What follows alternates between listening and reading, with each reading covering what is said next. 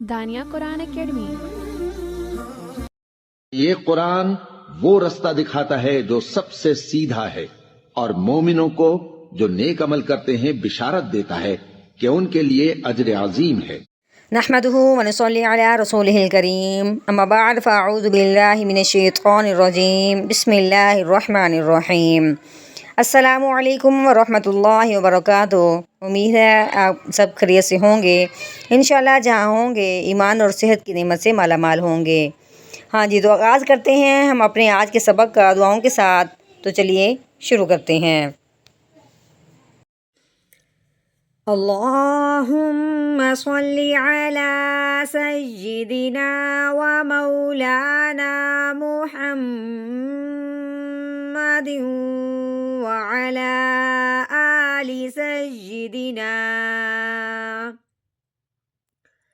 وعلی آل سیدنا و مولانا محمد وبارک وسلم۔ رب اشرح لی صدری ویسر لی امری واحلل عقدۃ من لسانی یفقہوا قولی۔ رب زدنا علما رب زدنا علما رب زدنا علما۔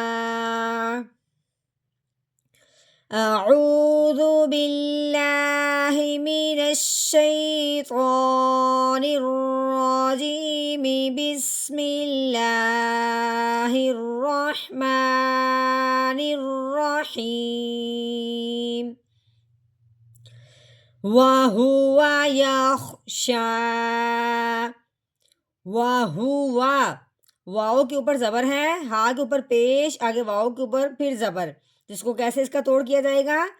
واؤ زبر وا، ہا پیش ہو، وَهُ، واؤ زبر وا، وَهُوَ، یا کے اوپر زبر ہے، آگے خوا کے اوپر جزم آنے کی وجہ سے خوا ساکن ہو گیا۔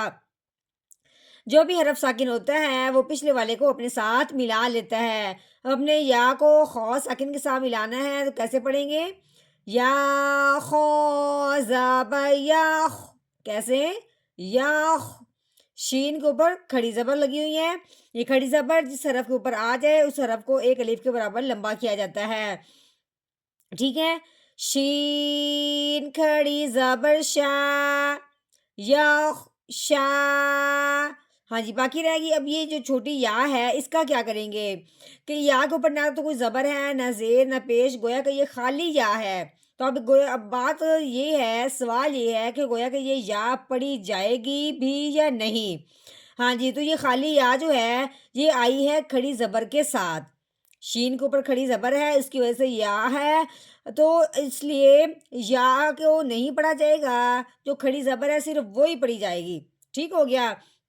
خالی یا جو ہے یہ صرف لکھنے میں آئی ہے، پڑھنے میں نہیں آئی۔ اب ہم نے اس کو علیحدہ سے نہیں پڑھنا، یہ کھڑی زبر کی وجہ سے آئی ہے، کھڑی زبر ہم نے پڑھ دی، اب یا اس کے ساتھ رہ جائے گی، ٹھیک ہے؟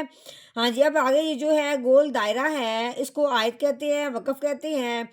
تو جب یہ گول دائرہ آتا ہے تو ہم کہتے ہیں گویا کہ آیت مکمل ہوگی۔